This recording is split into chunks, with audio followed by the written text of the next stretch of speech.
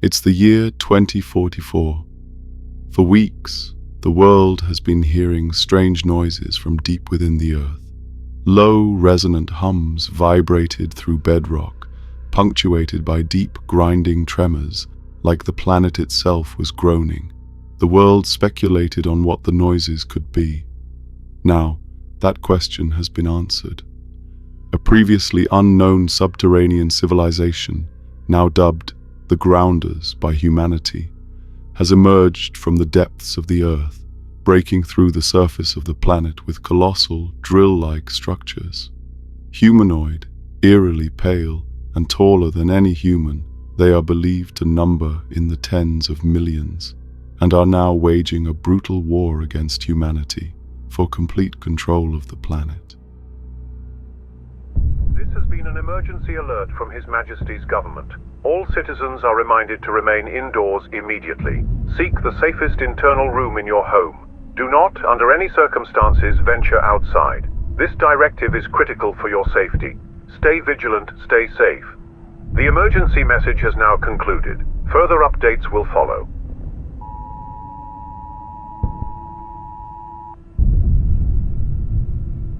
Okay, we're back on. Hello and welcome back to the program. It's just past midnight, and as the clock ticks over into a new day, we collectively enter what marks the fourth agonizing day of humanity's unprecedented struggle against the entity now universally dubbed the Grounders. The initial staggering emergence of these subterranean beings just 72 hours ago shattered the very foundations of our understanding of this planet, and indeed of ourselves.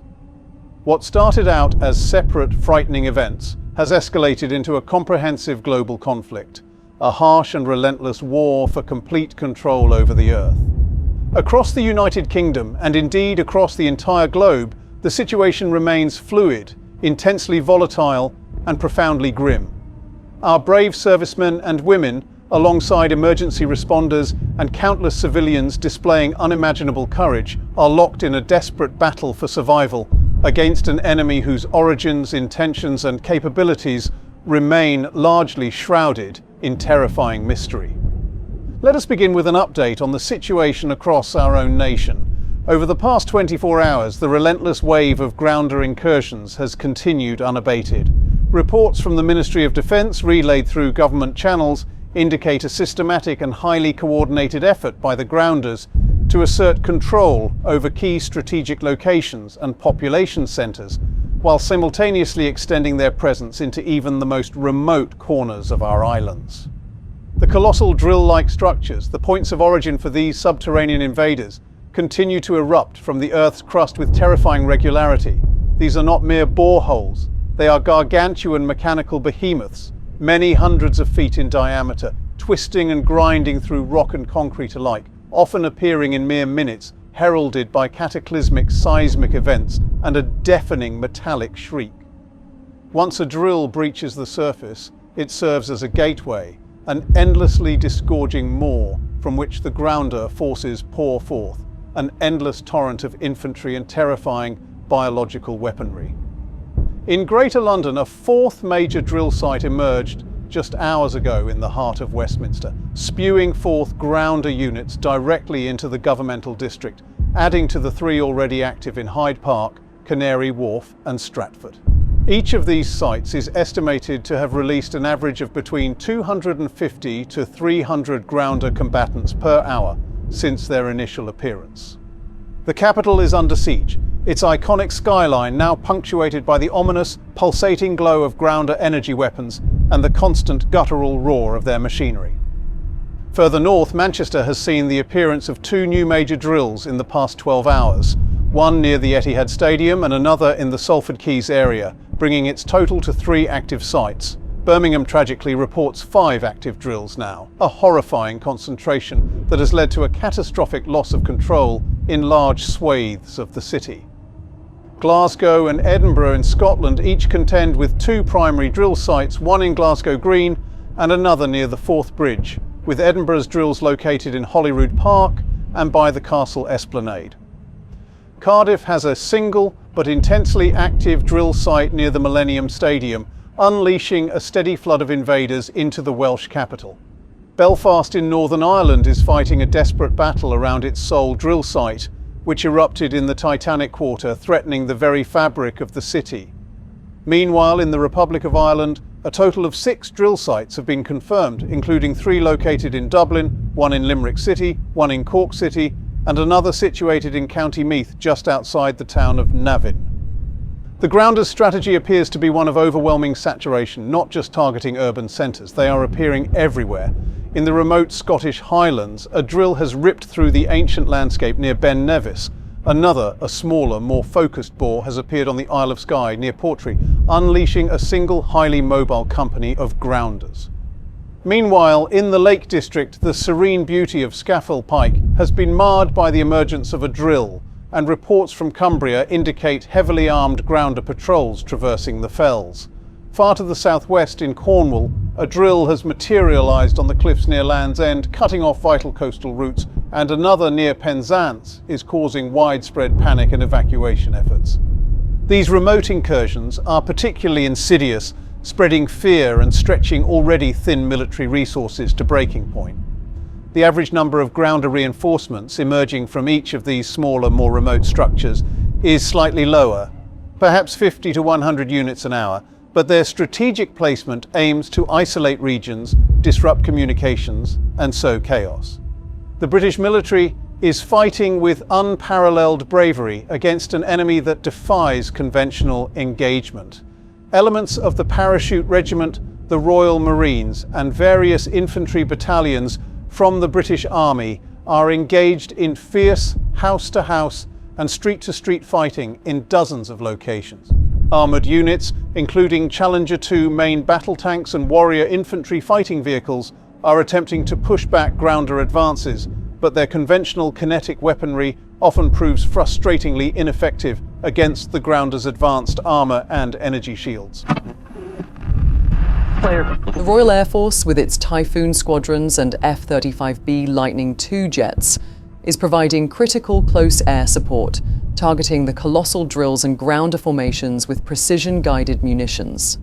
Apache attack helicopters from the Army Air Corps are flying incredibly dangerous low-level sorties, attempting to eliminate grounder heavy weapons platforms and high-value targets. However, the grounders possess aerial assets themselves, strange angular craft that defy known aerodynamic principles, moving with unnerving silence and speed. These seemingly weightless vehicles, pulsating with an unnatural internal light, are proving difficult to track and even harder to intercept, often outmaneuvering our most advanced fighter jets. They engage with directed energy beams that can melt through armour and release self-guided projectiles that weave through the air before impacting with devastating concussive force. The Royal Navy is playing a crucial role in coastal defence and logistical support. Type 45 destroyers and Type 23 frigates have repositioned to defend key ports and provide offshore fire support where possible, though direct engagement with grounder land forces is naturally limited. The primary challenge facing our forces is not just the sheer number of grounders, but the nature of their weaponry and technology, which we are still desperately trying to understand. Their foot soldiers, protected by what appears to be an incredibly strong, segmented shell, wield a range of unusual firearms. These are not projectile weapons as we understand them. Rather, they appear to be direct energy weapons, firing focused beams of intense heat that can instantly cauterize flesh or melt through light armor. Other grounder weapons project a strange form of concussive force, capable of shattering bone and pulverizing reinforced concrete with a silent, invisible impact. More terrifying still are the grounders' airborne weapon systems. Unidentified flying objects, distinct from their angular troop carriers, are raining down strange types of bombs and missiles onto our cities and towns. These are unlike any conventional ordnance. Some appear as globular charges that, upon impact, do not explode with fire and shrapnel, but rather cause massive geological instability, creating sudden, deep fissures in the earth and collapsing entire buildings into sinkholes. Others release a highly corrosive molecular dissolving agent that can reduce structures to dust in moments, leaving behind nothing but a sterile residue. And then there are the creatures. The grounders use monstrous creatures that military intelligence and traumatized survivors describe as a nightmarish mix between a porcupine and a big predatory dog, and people are now calling them spine hounds. And these creatures are super fast. I mean, way faster than any known land animal. They move like a scary blur. They've got these long, strong legs which help them run across the ground with terrifying agility. And each spinehound is covered in sharp quills that can be shot out at high speed. And they're able to embed themselves deep into flesh or even light armor, but their main way of attacking is in close combat. I mean, they literally just rip people apart. Their strong jaws and clawed front legs rip through flesh and bone with absolute brutal efficiency, and they seem to be completely fearless, totally relentless, and almost immune to small arms fire, needing heavy caliber bullets or strong energy attacks to take them down. I mean, these things make pit bulls look like kittens. They're absolutely mental. And the grounders are using them to sniff humans out. They're patrolling the streets and sending these creatures into people's homes where these things are locating people in hiding, and they're ripping them to shreds. Martin, it's absolutely terrifying. It's worse than any nightmare you can possibly imagine. And they're being used all over the world. Subterranean hellhounds, which we believe possess a significantly more acute sense of smell compared to any sniffer dogs that we use. I mean, give me bombs and bullets any day of the week, as long as I don't have to meet one of those nasty bastards. Because if you're unfortunate enough to encounter one, you're getting seriously fucked up, so we really need to be careful that one of those things don't sniff us out.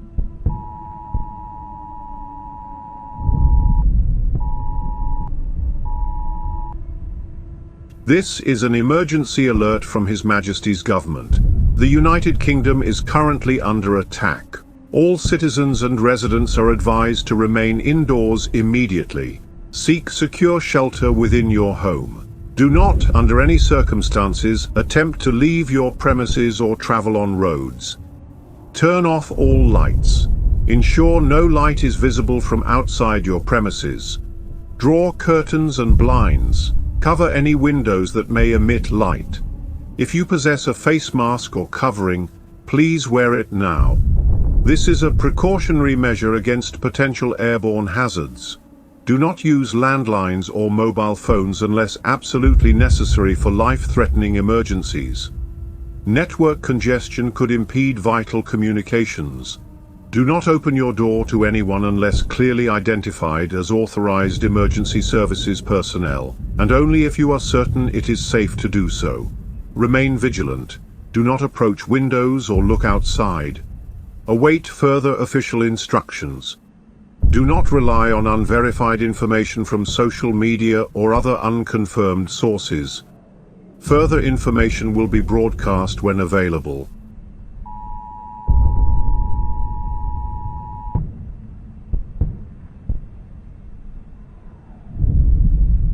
Okay, hello and welcome back to the programme. We were once again interrupted by the emergency alert system, and as we were discussing just before that interruption, and as the emergency announcement indicated when advising the public to wear a face mask or face covering, the grounders are utilising a chemical agent, an unknown type of gas that they appear to deploy with chilling precision. This gas, often released from small spherical devices dropped from aerial craft or deployed by grounder infantry units, manifests as a translucent shimmering mist that hangs low to the ground. Exposure to this gas brings on a horrifying cascade of symptoms. Within minutes, victims report an intense burning sensation in the lungs, followed by an agonizing tightness in the chest. This rapidly progresses to severe disorientation, vivid hallucinations, and uncontrollable seizures. Internal hemorrhaging begins shortly thereafter, leading to rapid cellular decay and, inevitably, death. What makes this weapon particularly terrifying is that the grounders, and as they've become known, the spinehounds, appear to be completely unaffected by it. Their physiology or advanced protective measures render them immune to its devastating effects. The toll of this 4-day onslaught is already catastrophic. While fluid and subject to constant change, confirmed reports indicate several major towns and cities across the UK have tragically been lost to the grounders. Birmingham is now largely under their complete control, with only isolated pockets of human resistance remaining in fortified districts. Liverpool has suffered similarly, with grounder patrols dominating its streets and the docks. Newcastle upon Tyne has fallen silent, its defences overwhelmed.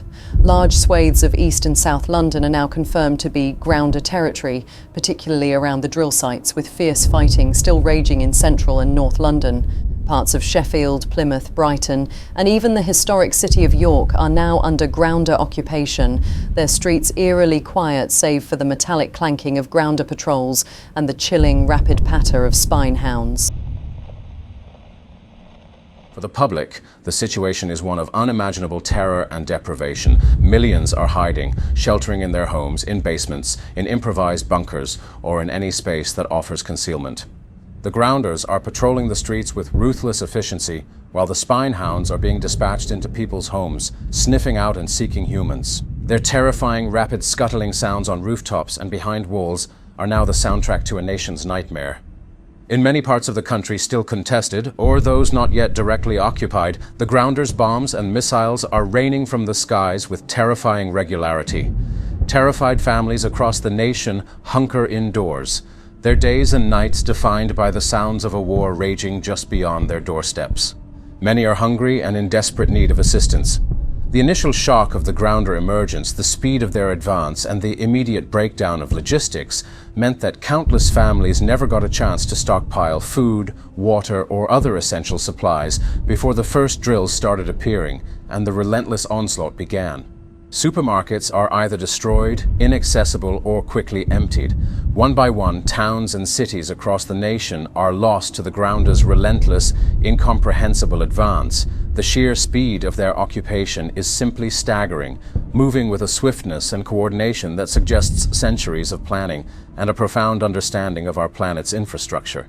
Tragically, from reports around the world, the story is much the same. There is not a single country on Earth unaffected by these events. Each nation's military is doing all they can, committing every available resource to fend off this unprecedented attack. Yet the same pattern of overwhelming numbers, inexplicable technology, and terrifying biological weapons is being reported across every continent. Governments around the world are working frantically, often in heavily compromised and rapidly shifting command centers, trying desperately to ascertain what these beings are, how long they've been below the Earth's surface, and how they went undetected for so long. The sheer logistical and technological feat of living, developing, and building such a formidable civilization beneath our feet for potentially millennia without a single indication is truly astonishing.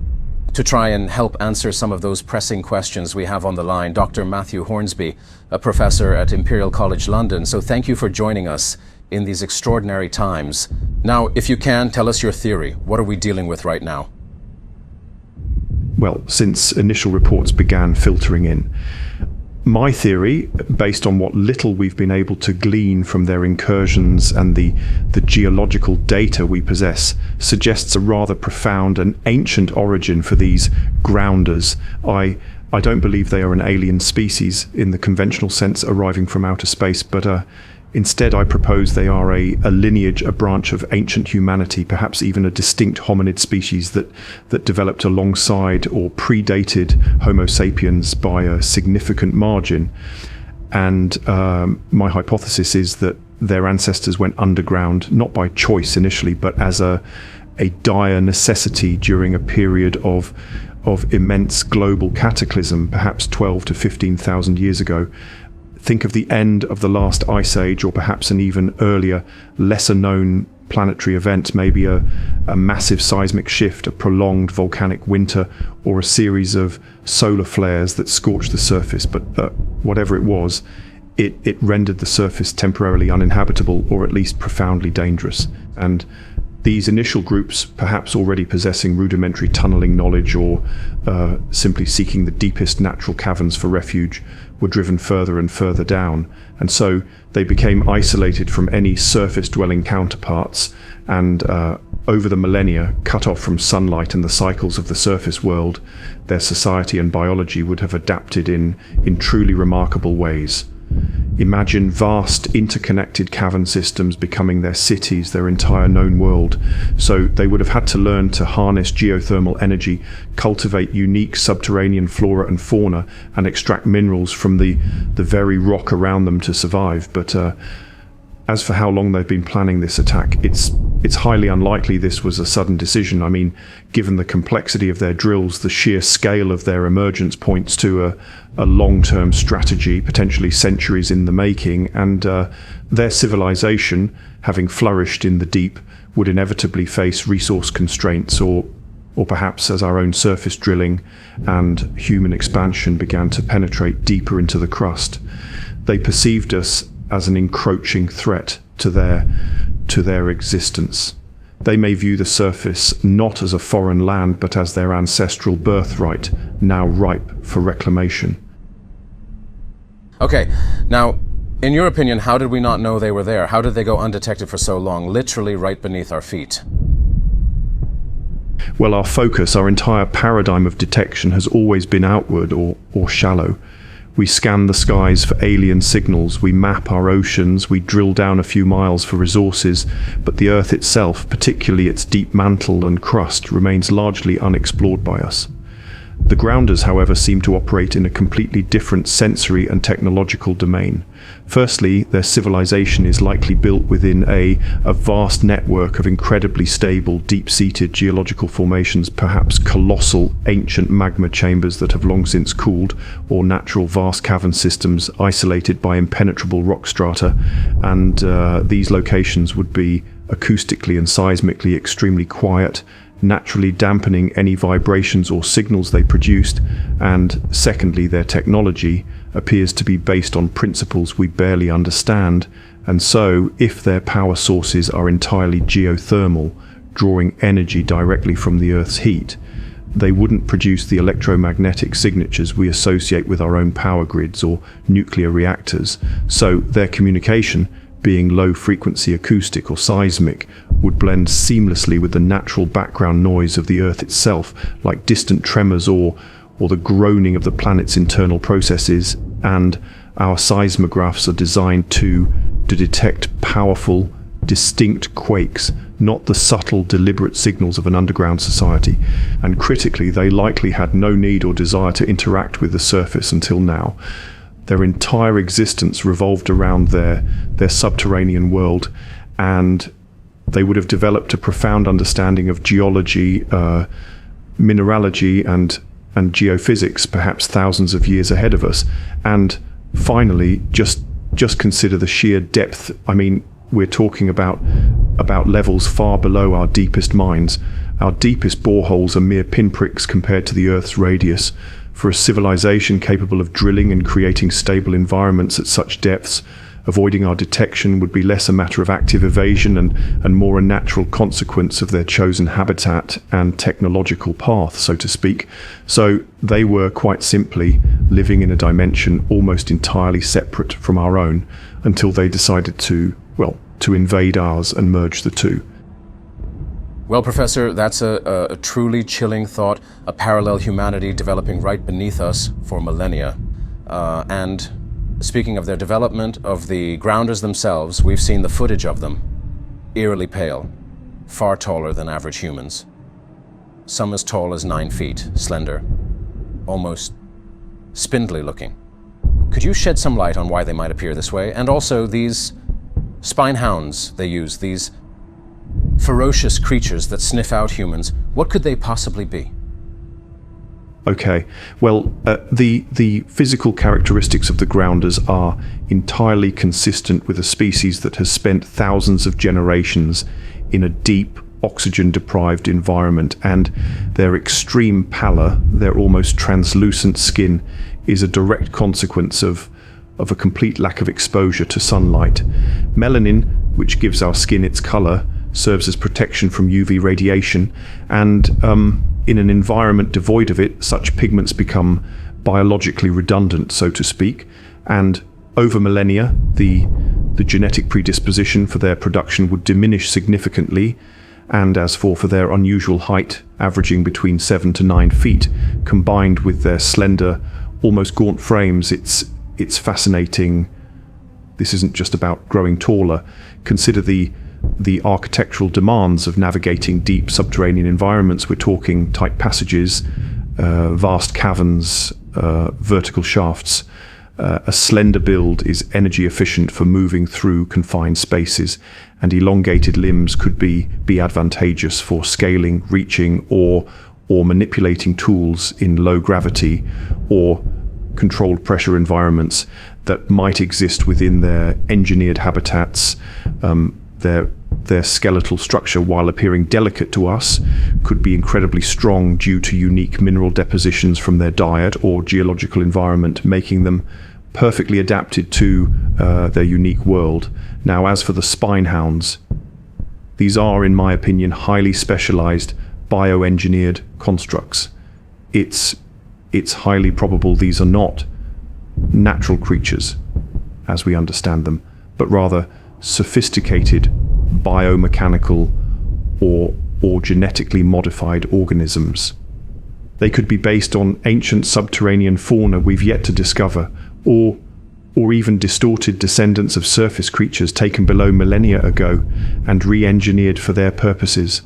Their porcupine-like spines could be for defense, or even for seismic sensing, vibrating to provide detailed information about their surrounding, a living sonar system perhaps, and their dog-like ferocity and tracking abilities point to a highly developed system of biological engineering tailored for hunting and navigation in the dark, complex, labyrinthine environments they inhabit. So they are tools, living weapons designed to detect and eliminate external threats.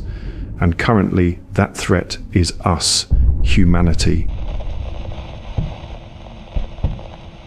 And look, it's very evident, in my unprofessional opinion, that Mama Earth be perpetually pregnant with a cosmic litter of all kinds of weird shit we ain't never seen. The earthquakes and tremors we get, they contractions, y'all. That's Big Mama, about to give birth to another litter of long-ass skinny freaks like the ones we be dealing with right now. She just burped the motherfuckers onto the surface, y'all. But anyway, me and my homeboy DJ Fluffy Pussy, aka the notorious Fluffy P, been looking at some footage of what be happening back home, y'all, back in the hood, and it's sad, man. It's just cold-blooded murder and motherfucking mayhem. The streets be stained with blood, homes smashed to shit, buildings on fire, homies running for their lives, the police running for their lives, screaming, yelling, and the grounders ain't even arrived yet. Imagine what it's gonna look like when they do. But my homies got the experience needed to take on these subterranean bitches. I truly believe that. I have the utmost faith in their ability to murder shit. It's one of their favorite pastimes. We got a strong team.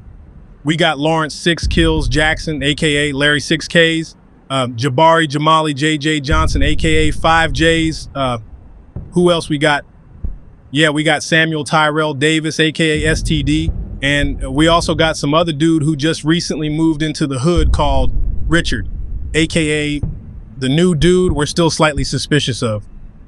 But anyway, with those forces combined, we a formidable team, y'all, and I wish I could help my homies out, but as you know, I'm banned from any international flight for 10 years after a minor disagreement with a pilot en route to here, in which he argued that he was the only individual with the professional qualifications to operate the aircraft, while I was, and I quote, merely an intoxicated and unruly passenger trying to breach the cockpit, convinced that I could pilot the plane more effectively than he could, which is not a correct version of the events. I was not intoxicated. The MDMA, crack, ketamine, acid, and Hennessy wore off hours before the flight. But look, you gotta let bygones be bygones and learn from your mistakes. I should have done a lot more preparation and planning before attempting to hijack that plane.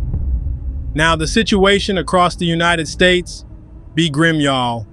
I got a list of the cities that are now under full grounder control. They are as follows: Phoenix, San Antonio, Jacksonville, Indiana Police, Houston, Denver, named of course after John, Albuquerque, El Paso, and Anchorage. So yeah, that be the list of cities across the United States that the grounder's now in full control of. And being honest, I've only heard of Denver. So the others can't be that much of a loss. But the president has described this as Pearl Harbor times a million. Now, I won't pretend to know much about Pearl Harbor, what happened, why it happened, or when it happened, but I do believe it was sometime around the 14th century, and it involved some kind of Japanese monkey called a kamikaze who had the ability to fly planes, but then it somehow crashed into a ship full of soldiers, maybe whilst trying to unpeel a banana or some shit, I don't know, but anyway, we was royally pissed about that, so we went and started fighting the Germans for some reason. I don't know why, but I guess you gotta take your anger out on somebody, so yeah, why not the sausage gobblers? But anyway, the situation be bad, y'all. The American military be struggling to contend with the grounders' advanced technology. They've been whipping up all kinds of crazy shit down there. Not to mention the porcupine dogs, or as I call them, the porky pooch. Sorry, Fluffy P, my bad. Yeah, I can't mention their name without Fluffy P getting all upset and stressed and shit. But damn, have you seen the footage of those creepy ass hellhounds? That's some skinwalker shit right there, y'all. And the grounders be sending them into people's homes to snoop about and sniff them out. I saw footage of one dude being dragged out of his house by a porky pooch. Sorry, Fluffy. While another one was just chomping down on his face, going at it like a bowl of Purina puppy chow. But me and Fluffy got this place locked down good and tight, and I'm hoping Fluffy P's naturally repulsive odor acts as a deterrent to any porky pooch looking for a midnight snack.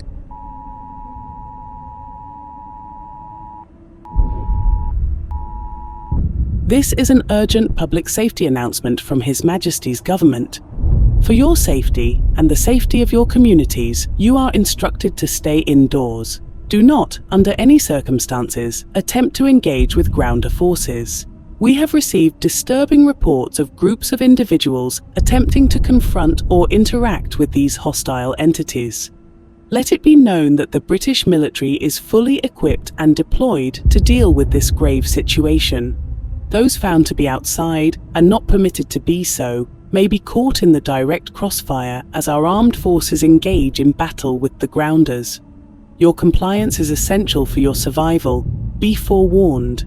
Grounder forces are actively patrolling many areas and are mercilessly killing any human they encounter. Their intent is lethal, and they show no quarter. Furthermore, be aware that packs of deadly spinehounds are hunting down humans, employing their keen sense of smell to track their prey. It is imperative that you secure your homes immediately. Ensure all doors and windows are locked and barricaded if possible. Stay indoors. To limit your scent from being picked up by spinehounds, seal all windows and doors using blankets, towels, or any available material to block drafts and contain your presence. Your safety is our utmost priority. Further information and instructions will be broadcast as the situation develops. This concludes this public safety announcement. Thank you for your attention.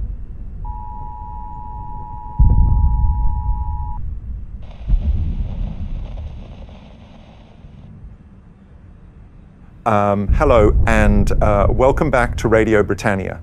This is Marcus Finch, and we're here as always to bring you the latest verified information amidst this terrifying situation.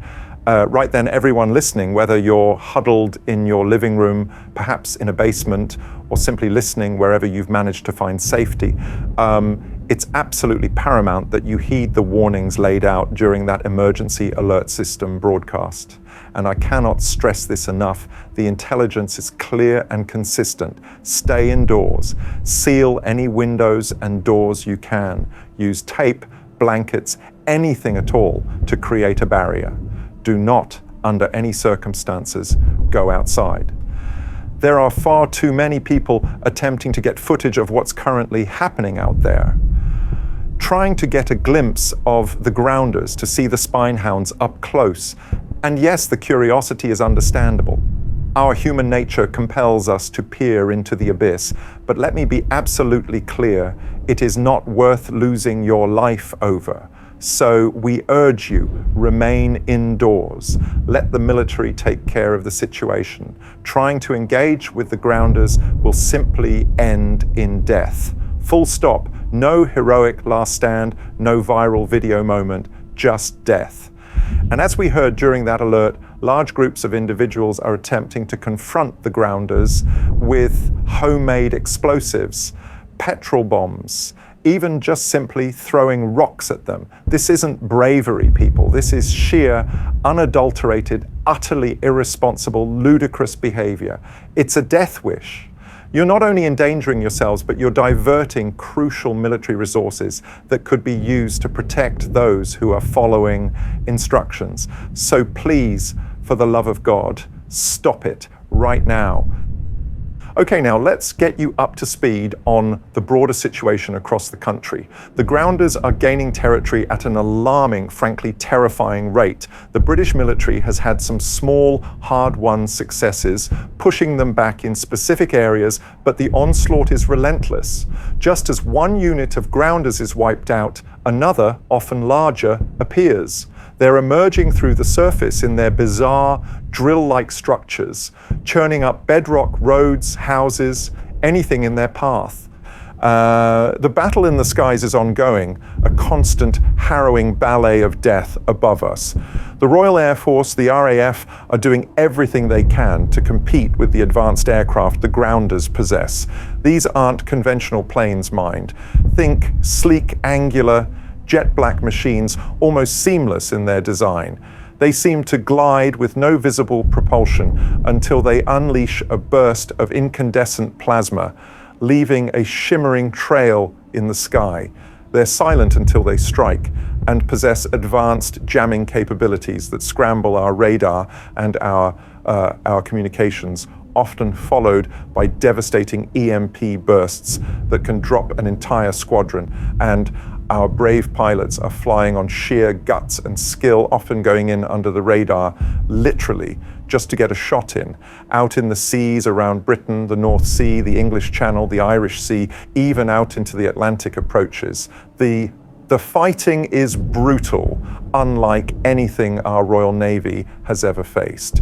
The grounders emerge through the ocean floors in what can only be described as bizarre, crude, almost prehistoric-looking submarine-like capsules. They're barnacle-encrusted metal shells with bizarre glowing red fissures along their hulls and massive multi-pronged drilling appendages attached. They're designed clearly to penetrate the seabed and ocean floor, spewing black, oily plumes as they surface. They're tougher than anything we've ever faced underwater, and they're just shrugging off our torpedoes like mere pinpricks.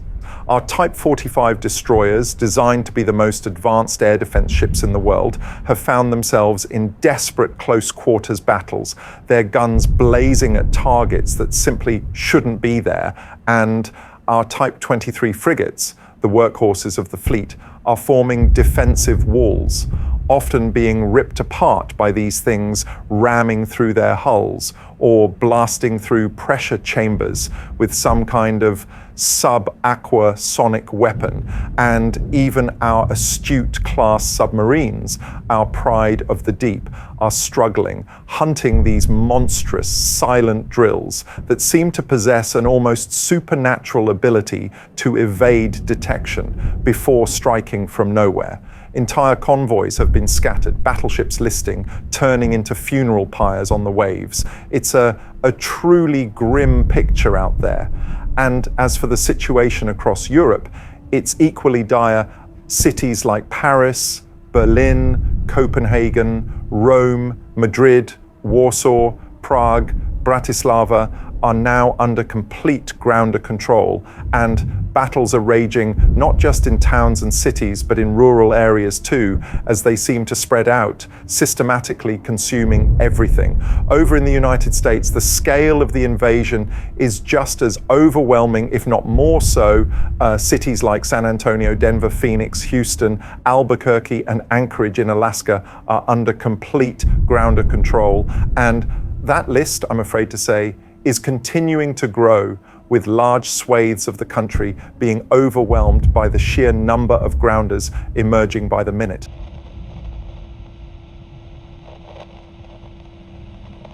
And that's why I spent years trying to get into the mindset of a squirrel, and ultimately why my wife divorced me. Yeah, you drove her nuts, Jimmy. Oh, nuts indeed, Karen. Nuts indeed. But I don't regret any of it. That restraining order was the boot up the behind that I needed. And ultimately, it brought me here. And of course, you followed closely behind. And I'm forever grateful for that, Karen. Oh, stop it, Jimmy. You're making me tear up now.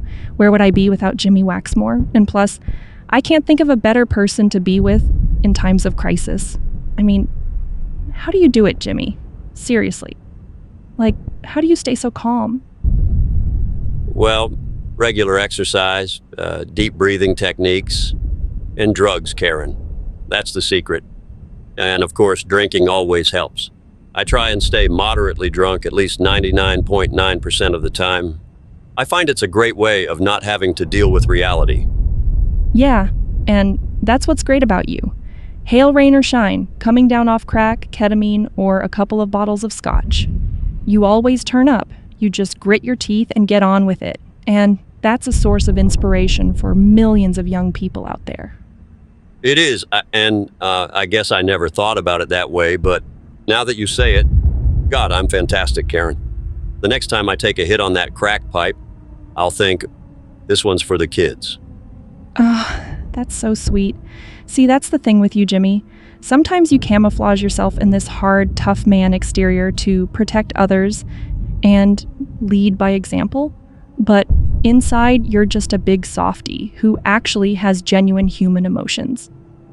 Absolutely, Karen. Like, the other day I let an old lady cross the road at a crosswalk and she didn't wave to say thank you. And I thought, no, Jimmy, relax, stay calm. Sure, you could squish her all over the street for her general lack of appreciation and gratitude, but don't do it. It's not in your nature. She'll get what's coming to her. Let somebody else do it someday. Yeah, exactly. See, you have the patience of a saint, Jimmy. If it was me, I think I would have just plowed her down right there and then. Not waving to say thank you at a crosswalk is unforgivable, in my opinion. It warrants the death penalty. Oh, absolutely, Karen. I agree. It's worse than murder. It is, Jimmy, and that is not an overstatement. Hold on, Karen. Did you hear that? It sounded like scratching or something. No, I can't hear anything, Jimmy. Yeah. See, women's ears are not as perceptible to the sound of a threat as a man's. Yours are more tuned into the sound of a baby crying or the end of a dishwasher cycle, but I definitely heard something. Yeah, I don't hear anything, Jimmy. Nothing at all. Yeah, there we go again. Surely you must have heard that, Karen. There's something snooping around out there. Okay, yeah. I did hear something that time. I don't mean to scare you, Karen, but I think we're in a real pickle here. A real pickle indeed. Now I'm really scared, Jimmy. Holy hot waffles. It's getting louder, Karen. Correct me if you think I'm wrong, but I think it's a... It's a what, Jimmy? A big crazy fucking spine hound. Come on, you prickly bastard. Oh shit. Karen!